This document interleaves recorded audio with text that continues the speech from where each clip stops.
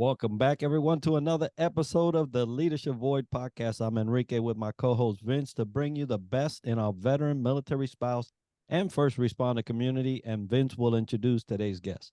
Thanks, Enrique. Happy December, everyone. David Pedersen, he is the owner of an independent bookstore called Maze Books, an author and poet from Rockford, Illinois. David, welcome to the show. Let's start off. Tell us about you. Third generation Army. So dad was in, grandpa was in. I think, Vince, I initially met you through Dog Tag, went through that program, to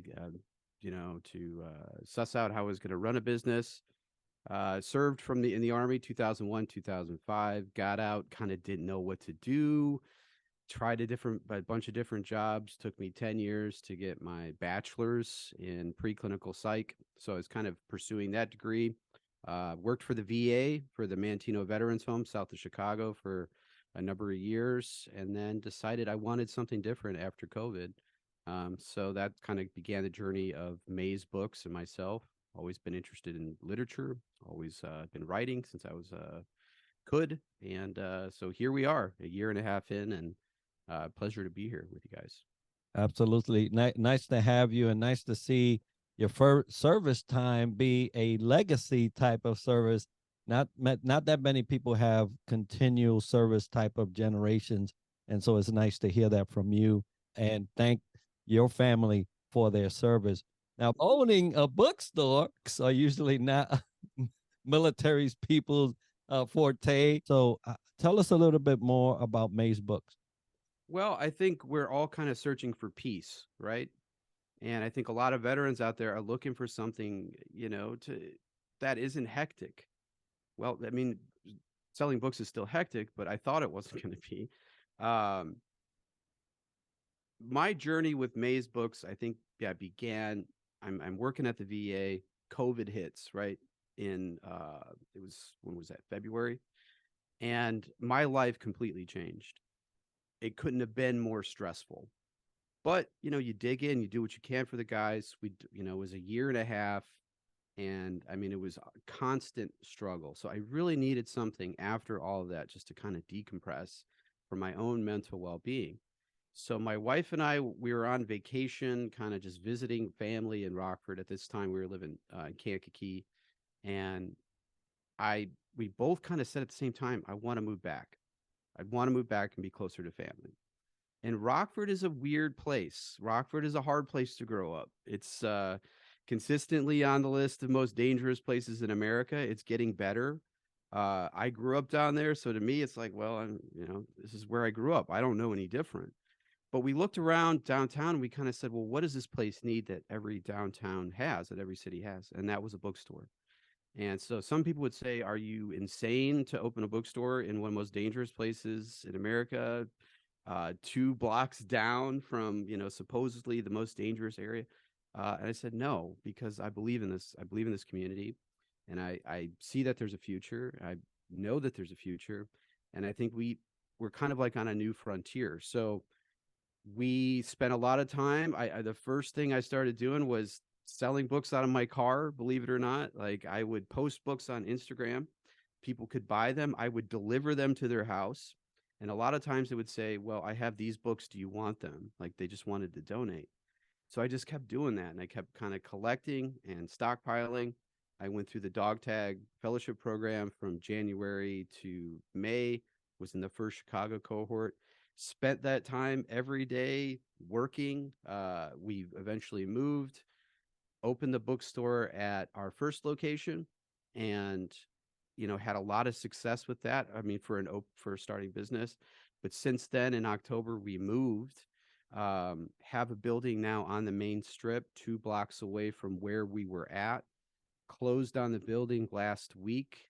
And now here we are. And I'm very tired, but I don't even know how to explain what this last year and a half has been like. It feels like I've tried to shove about 5 years into the last year and a half, if that makes any sense. No, it makes sense indeed for us business owners. But David, I just want to commend you and your wife for having that vision to bring back that staple, that bookstore, which is much needed even though it's in that part of town that so-called dangerous, but you know what you did was admirable and grandiose. So kudos to you and your wife for bringing that, not just first location. Here you are, have expanded already to another location in October, and feeling tired, but in a good way, right? Because your Yeah. passion still is driven.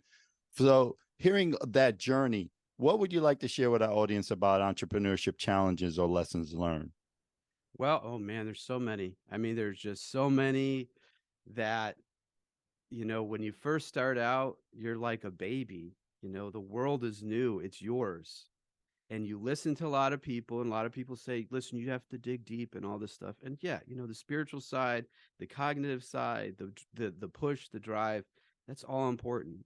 But when you get down to brass tacks and physical work, it's a lot different, right? The thing that I would say is that before you ever even get started, think about why you want to do this. What is it that you want? And can you get that just simply by changing your job, right? Because if that's what you're looking for, if you're looking for a way to supplement some sort of life outside of work, then that is not what you're not. You should not be a business owner, because your work should be your passion.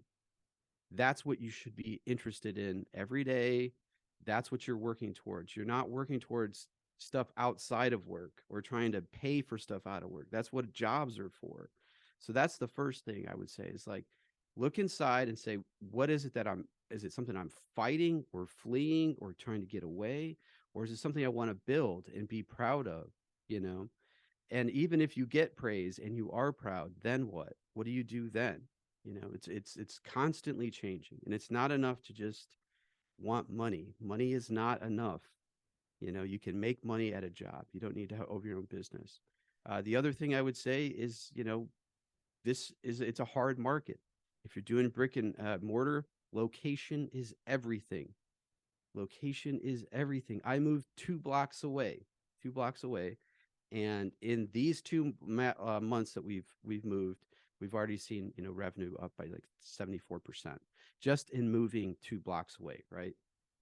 So that's the thing. Do not settle. Do not rush into something. It's worth it to wait for the spot that you want rather than take something and try to build something on that. Because if people don't see you, they're not going to be able to buy your stuff. They're not going to be able to support your vision, your idea. So those two things I found are incredibly important, because you're going to get sick. You're going to want a day off. You're going to get burned out. You're going to be tired. And who's going to watch your store, or who's going to run your business when you want a day off? I didn't think about that. I don't know why I didn't think about it, but it's like, man, I don't want to go in today. Well, you have to. You can't just not go in. It's your business. So that and location, and I mean, if you have a drive, there's so many other things involved with that, but those two things, like, really look inward and say, why do I want to do this? What is it that's pushing me to say I want to start my own business? Because if it's that you're working too hard at your job right now, try times 3. If it's because you're not making enough money, well, you're not going to make enough to start. If it's because you don't like your boss, okay, that's fair. You want to you want to control things the way they do, but guess what? Your successes are yours, but so are your failures. And you can't blame it on anybody else. You can't blame it on the customer. So Yeah, those are great thoughts. And as business owners, I'm over here like, yep, because there's this fallacy behind entrepreneurship and being your own boss and having your own thing, where people simply, as you put, did not think about, hey, when I want to take my day off, who do I call? And that's a simple thing, but it becomes a challenge when that day comes, right? And so thank you for sharing that, because that was spot on. Now, as a business owner now, moving into the right location, seeing that type of revenue generation in the plus, what's on the horizon now for Maze Books? well, owning the actual physical shop, that was a benchmark for us. That I'm so far away from where I thought we were going to be there like in 5 years. We've been a business like a year and a half. We opened June of last year. Now, I wasn't ready for this. I wasn't prepared. On the horizon is we will become a part of this community. We are embedded. It's already happening where when people are visiting from out of town, they say, where should I go? Well, go to the bookstore, go there, right? We're in the press. Yesterday, we had they broadcast, Channel 13 broadcast live from our store, right? At the same time that's happening, we're having a book club up in the loft area, right? These are things that you have to do. You have to become a part of your community. If you're not interested in giving back and creating a space for people to come to, then you shouldn't have a business. So I'm looking forward to, you know, to to changing things for a positive. We're doing a chess club next month. I'm excited about that. We had a bunch of some young guys that didn't have anywhere else to go. It's like, well, I'll give you a spot. Let's go. I'm looking forward to working with bringing authors in from out of town to do signings, to promote literature as an art form, to promote literacy. And you can have, it's kind of one of those weird cases where you can have that. You can be a activist in your community and a business owner. And to me, both are equally important. I love where I'm from. I'll never forget where I'm from. Yeah, people say, in the past that it's been dangerous. I don't see it that way. I see it as an opportunity. And it's not. I mean, what people call dangerous now, back in the 90s, come on. I mean, because it was different. And people don't understand that. Like in the 90s, I would have agreed with them. You didn't just walk around by yourself. Now it's, I mean, you got all kinds of yuppies walking around. We're fine. We're fine indeed. And we're even better because of you are in the community. I want to just give you some accolades there, David, because what you're doing, I feel like it's a YMCA for literature and books, Yeah. right? Literally, you're bringing in chess clubs, you're bringing in the kids, you're bringing the youth, and all groups of ages to this storefront, so they can either pick something memorable, important to them, and leave with that legacy that starts from you. So kudos, man. I love that Channel 13 actually broadcast live yesterday from your location. And we're going to share more about how to get a hold of you at the end, but let's switch gears a little bit and talk about, bachelor's degree, 10 years, but you got it, right? So nobody could take that away. What else do you do to sharpen your skill set to aid you to thrive in your professional life? Well, I think one of the great, obviously social media, anybody can say anything. We're kind of living in a time where you don't know what's real. It's strange. I don't know. I'm sure you guys have never met these guys, these types of people, but they just kind of lie about their accolades, and they're there to give you advice, and they don't necessarily, it's a show, right? There's a lot of people that have a lot of advice that don't necessarily have any kind of backing. One of the great things I look at is we're in different organizations. So we're in the Midwest Independent Booksellers Association, the American Booksellers Association, and the Great Lakes Booksellers Association. Now, when I got started, I didn't really know much about bookselling. I knew a little bit, but there's so much to retail just in general. So what I did was I went to a meetup of Midwest Independent Booksellers in Des Moines. And for 3 days, we workshopped, and I just listened to professionals. Before I even got started, you guys remember Justin Miller from Dog Tag in Chicago? He hooked me up with Nina Barrett at Bookends and Beginnings in Evanston, and she let me go with her. I followed her for a day to see what her life was like, to see if it was even something I was interested in. So if you can find people, like obviously not in your own community, because they're not going to be as happy that you're opening something up, but adjacent to, and shadow that person if they'll let you, because maybe you'll find out through that shadowing, this isn't something you want to do. Or maybe you find out little trips and tips.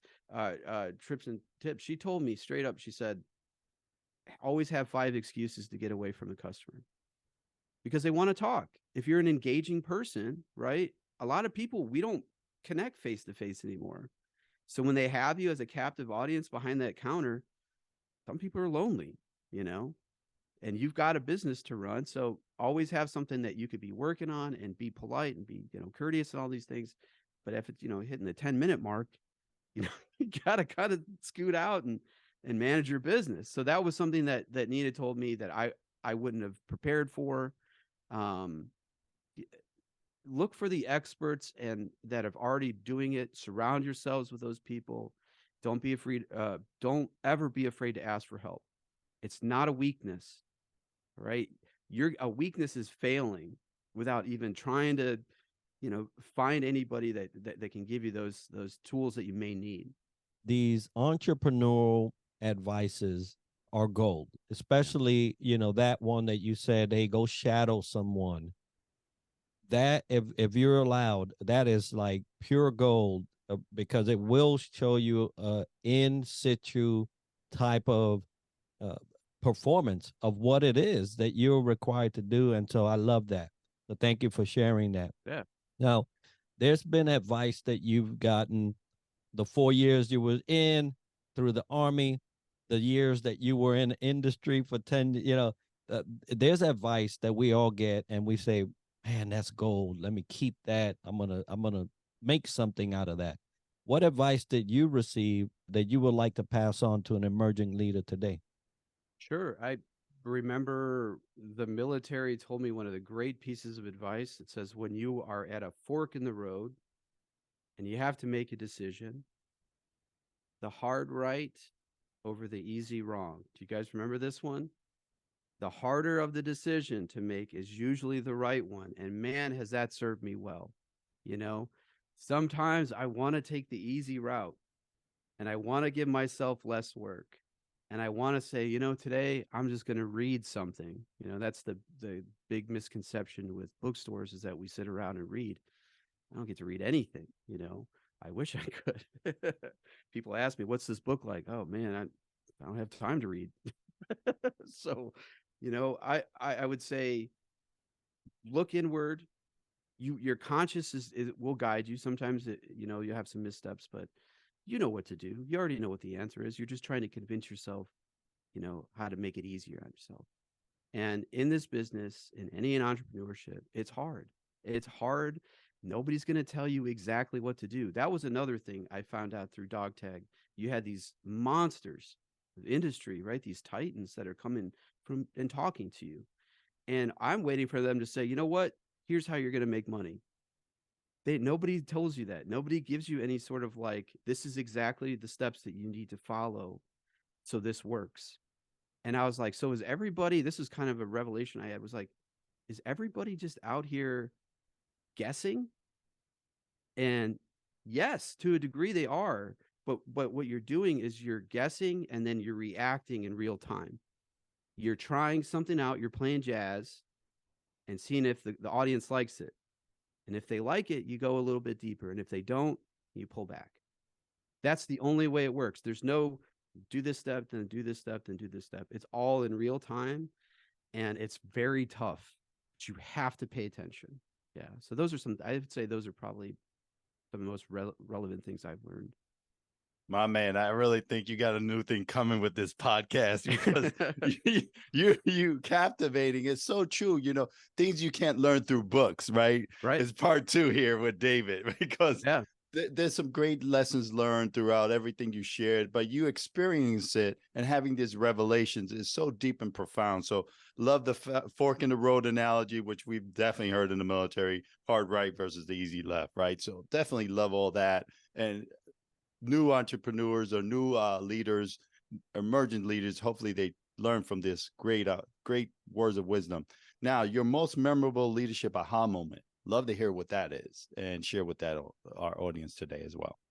Yeah, I would say before working for myself, I worked for the state of Illinois. I worked for the VA, but I was also a union vice president. So I was vice president for 2794, which is a state workers union with ASME. We had 700 members, right? And man, did I fail. I had a big failure where it doesn't seem like it's big, but it was big to me. We went down for a conference and they said, Dave, can you just say a couple words tomorrow at this conference? And I said, sure, just about public service and the importance of unions. So I hadn't seen what the conference looked like. I get in there, there's thousands of people, there's a Jumbotron, and I'm like, this is not going to go well. This is not going like, I know me. So like I get up and it's my turn to do the mic, man. And I froze. I froze. Like imagine that sheer terror, right? One of the worst moments. And you know what you're saying? And when you have these moments, is like, is this really happening? This is real. I'm not dreaming this. This is happening right now. So I flopped really bad on my public speaking. So what did I do? I never forgot that moment. And as a leader, you have to be able to communicate. You have to have this sense of confidence. You do, or else people are going to look at you like, I don't know if they're really believing what they're saying. So I took a moment of failure, and it's always there. I'm always going to hold on to that embarrassment. I'm always going to hold on to that moment of like just sheer pain and agony. But then I'm going to move on and I better myself as a public speaker. So I think that's a good lesson, is that your failures in leadership are opportunities. If you're willing to change your behavior, if you're willing to say, well, I really need to dedicate more time to such and such and such. So I'm still working on it. I'm not perfect at public speaking. I've got a long way to go. It's a very hard thing to do, but I would say that's something that that definitely is a standout moment for me. Great moment to share. And I tell you, most of us that have gone onto a stage have had some type of freezing moment, but great one to capture and remember. And we're talking about challenges and changes. What are other strategies that you use with yourself or your team to deal with change and challenge? Well, I think you set expectations first, of course. That's like the easy answer. But we just hired our first employee a few months ago. And so to try to, you want to be the best boss you can. So you want to kind of give him as many tools as you can. And pulling from like a customer service background for the government, obviously dealing with the general public is a lot of fun. So I learned a lot of stuff there. But what people don't, what I remember telling Haley was that, people want options. If the answer is no, which people have a very hard time with, give them an option. It's something I learned in public service. So if like, well, I don't have this book right now, but here's a place that you can order it, or, you may even want to send them at some point to your competitor just to keep them happy. Or I've had people come in and try to sell me books, right? And the answer is no. I don't want to buy your book right now. I don't, that's always like, oh, I've got this rare 1880 Bible that's been in my family. First of all, you shouldn't be selling that to me. Like that has no, like, what are you doing? How hard up are you for money right now? The second thing is, I would say, well, you can donate, give them options of different ways to do things. So give your, as a leader, you want I don't want to use the word subordinates, but your team, you want to make sure that they're prepared, that they're trained, and that they know how to navigate issues with customers, issues with the general public. Customers absolutely, these last 2 weeks, hate the word no. And so we're kind of hesitant to say it, but it's kind of this dance that we do. The answer is no. It's still going to be no, no matter how many times they ask the same question in different ways. Heard this all the time in the government. Well, what if I did this? Well, it's still the same thing. You're just asking me the same question a different way, right? So make sure that they're prepared. Do not hire anyone. I would say, as a leader, if you're in this position, wage is important. Right now, it's more important than it's been in, I would say, the last 5 years. Because look at the cost of everything. You can't get anything for $2 anymore. You can't get a sandwich. And it's not, don't think about this in what you're giving them, but think about what they're giving you. They're giving you their time. They're giving you, their life, right? Sometimes their youth. And what are you giving them? And so I am a proponent of a living wage. I said, I'm not hiring anybody until I can pay them a minimum wage, and a living wage above minimum. That was something I, as a union guy and as a guy that, has struggled myself, I knew that like I had to work a little bit extra, a little bit harder to make sure that my people are taken care of. But that's my responsibility as a leader. Dave, It's just phenomenal hearing your story, your journey. I'm just, taken back by everything I'm hearing. Living wage versus minimum wage is so amazing. What they can do for you, not really what we can do for them. Set those expectations, give them options, because it might always be no, but Right. a different way to cook, cut it. So this is great. We are looking forward to seeing May's books more than just in your area in the Midwest. We want to see it all over, hopefully in Florida, as we know how that is, right? But that's going to be wonderful, just to see you grow at leaps and bounds and have more employees and more locations. And folks listening in to want to stop by your store or get a hold of you, how they contact you, Dave, or May's Books. Sure. So we're at maze-books.com. We're located at 406 East State Street on the main strip next to Rockford Art Deli and Woodfire Pizza. You can't miss us. It's a big purple building. It stands out.